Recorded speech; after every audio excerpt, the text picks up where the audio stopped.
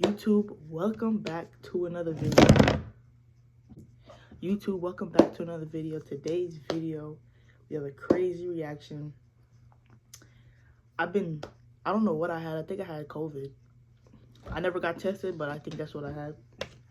Cause I couldn't even leave my bed. Like, I was glued to the bed. I was so sick. Just coming off a cold. So if my voice is a little raspy, don't be in the comments saying, oh, I can't hear.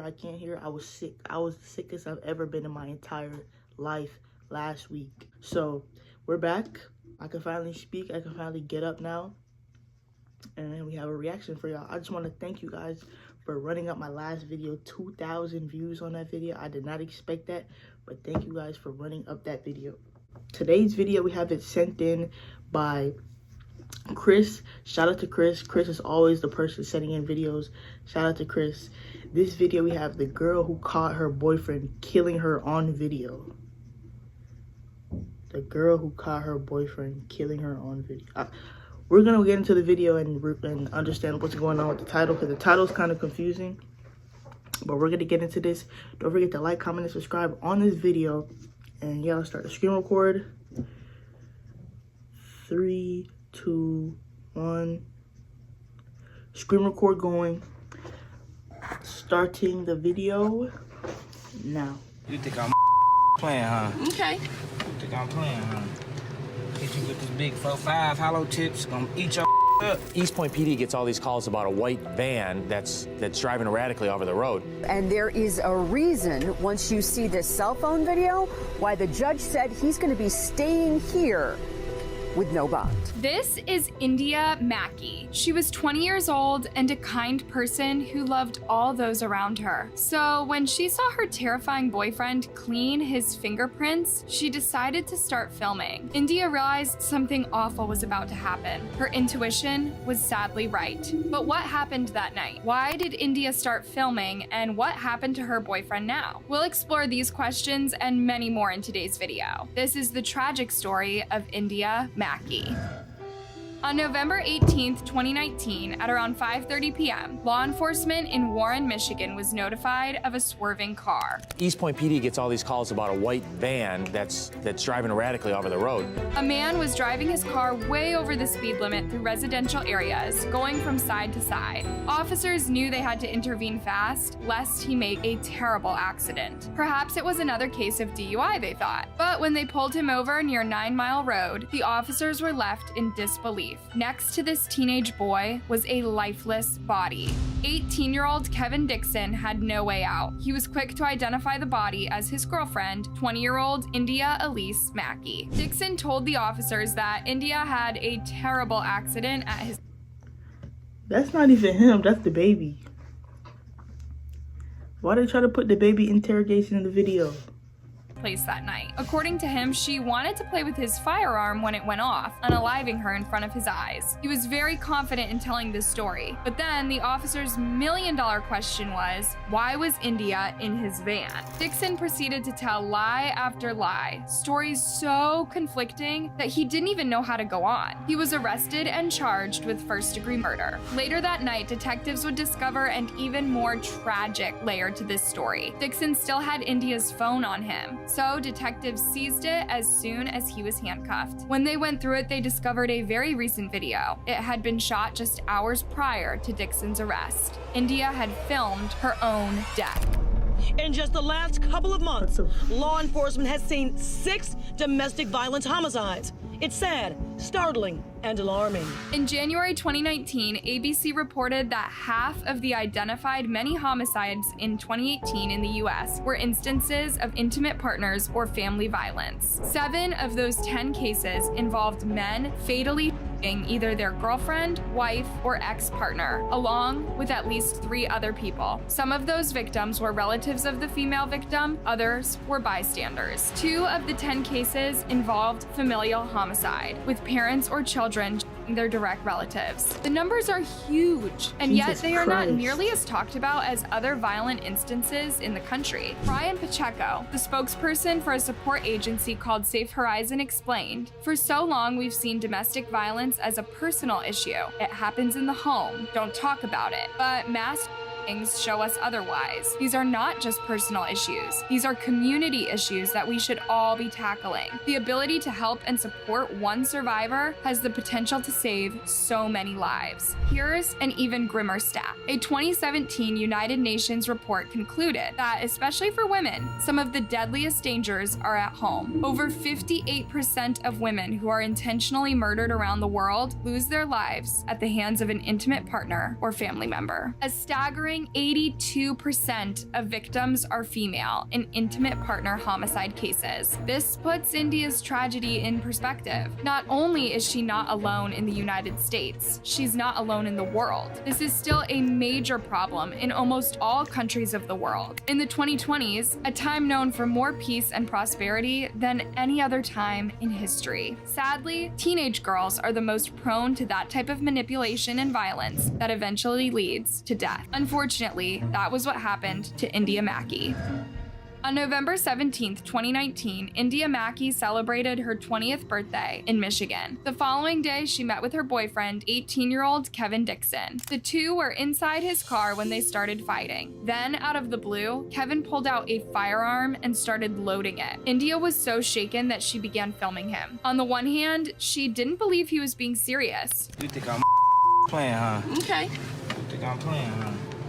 Hit you with this big 4-5 hollow tips, gonna eat your up. On the other hand, she wanted to have video evidence in case something went wrong. Sadly, everything that could have gone wrong did go wrong. At one point in the video, Dixon is seen cleaning his fingerprints, almost ostentatiously. He knew what he was about to do, and he was rubbing it in India's face. Imagine what India's family felt when the officers notified them of her passing. Moreover, they told them that they had recorded the moment when she drew her last breath at a monster's hands. The last thing her family has of her is the video where she is pointing the camera at the man who's going to kill her. It's absolutely shocking to watch how little emotion this teenager shows in the video as he prepares to take his girlfriend's life. He even taunts her and plays to the camera, even though he knows the recording will work against him in the future. The full timeline of events obtained by the prosecutor is simply chilling. India filmed her entire death. Then Dixon calmly grabbed her phone and ended the recording. After he shoots her, gets out of his car, pushes her over into the passenger seat, and takes off driving in the car. Dixon took out India in his van in front of his own home on Shirley Street in Warren. But that's not all. Here's how Dixon's demented plan went on. He takes his girlfriend's phone, this poor woman that was and calls his mother on the phone and says, "Mom, go to the house and get the gun." Yep, Dixon went as far as calling his mom to help dispose of the weapon. So he was sensible enough to plan ahead and try to dodge justice. But he wasn't human enough to care for someone he claimed was his girlfriend. So we charge her with accessory after effect and tampering with evidence. Indeed, Dixon had the time to meet his mom and dispose of the weapon before he drove away with India's body in the passenger seat. Honestly, it's hard to understand any. Now you see why you act like that. How, as a mom, you're gonna help him dispose? I'm gonna talk this man's actions.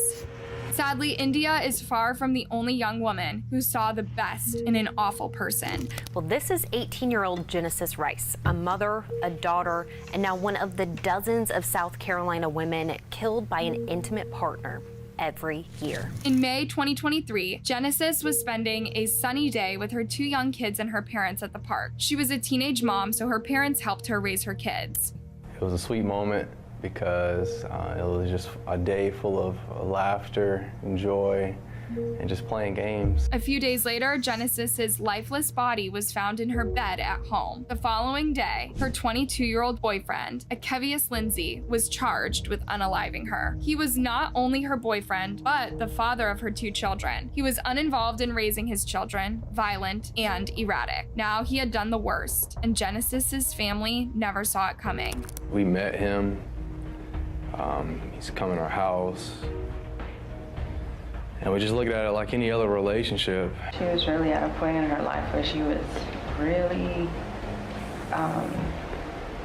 just accomplishing a lot. Genesis had recently gotten a steady job and moved into an apartment that she shared with her girlfriends. But Akevius was increasingly horrible toward her, and Genesis did not want to burden her loved ones with this. She kept the increasing violence a secret from her family. Genesis really wanted people to be proud. She wanted to make us proud. That's why she didn't mention a lot of stuff that went on. When officers arrested Akevius, they discovered a long history of arrests and terrifying incidents between him and Genesis. Just 4 days before taking her life, Genesis had phoned 911 to report him grabbing her by the leg. In the report, an officer noted something sinister. Akevius has one prior conviction of domestic violence in 2022. Apparently, this report was also done after Genesis called law enforcement. The episode was quite horrific. After Genesis accused Akevius of damaging her car, he reacted in ways so violent we can hardly begin to describe them here. This was in October, just 6 months before Genesis lost her life at her boyfriend's hands. Why did she not break it off with him? Was she afraid of what he would do if she did? You see, this is often the tragedy of abusive DV relationships. Violent, manipulative partners are actually highly jealous and insecure. They use constant threats to keep their partner near to them, too scared to leave, but deeply unhappy if they stay. This is why it's harder for younger people to leave such traps. You have less courage, social skills, and general knowledge of human psychology when you're younger, so you're more likely to end up in a horrible situation, lest you see the red flags early on. Here is the most horrible part of Genesis's story. At the time of the October 2022 incident, she was 6 months pregnant. In hindsight, this one hits a little different. After the incident, Genesis decided to drop the charges, stating, I want to drop the charges because he is still young, dumb, and still learning. Hopefully he will get the help he needs. At the end of the day, I know this could have been avoided. If I'm being completely honest, I wouldn't have done anything about the situation if she hadn't called the authorities. So it wasn't her that phoned the officers. It was her friend who was in the car at the time of the incident. Too often, victims protect people like Akevius, believing that they will change or that it couldn't get any worse than this. But sadly, most times it gets worse. It's crucial to leave the shame and fear aside when dealing with these types of people. When you see the first red flags, tell someone about it. You may not want to expose what's going on. I think it's important to speak, to at least have someone know, and to find help. In India Mackey's case, it was her father, Joseph Polk, who noticed her boyfriend had a strange attitude. You know, let your fathers protect you. Let your uncles, your brothers, let the community protect you. Go to somebody. Tell somebody. Somebody will help you. Because they don't want to see this. They don't want to see this ending. But he'd hardly spoken to him and he knew almost nothing about him. India didn't like to talk about these things at home. Joseph said, I didn't like the young man and I got the wrong vibes from him. I told her, I talked to her, I said, he's not the one for you, baby. I tried to pride myself on being a protector, but you can't protect your kids from who they interact with. I tried. Neither India nor her parents ever thought it would come to this. Now, the only thing India's loved ones can do is let justice run its course. Kevin Dixon is facing life in prison without the possibility of parole. That will be more than enough time for him to think about what he's done. But going back to the chilling video India recorded. You think I'm playing, huh? Okay. You think I'm playing, huh? Hit you with this big 4-5 hollow tips, gonna eat your up.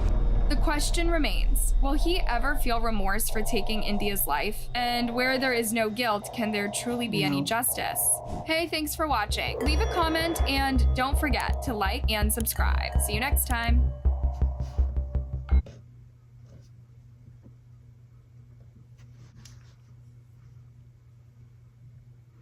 He doesn't feel remorse. If you could do that on camera, knowing somebody's recording you, you do not care. You don't care.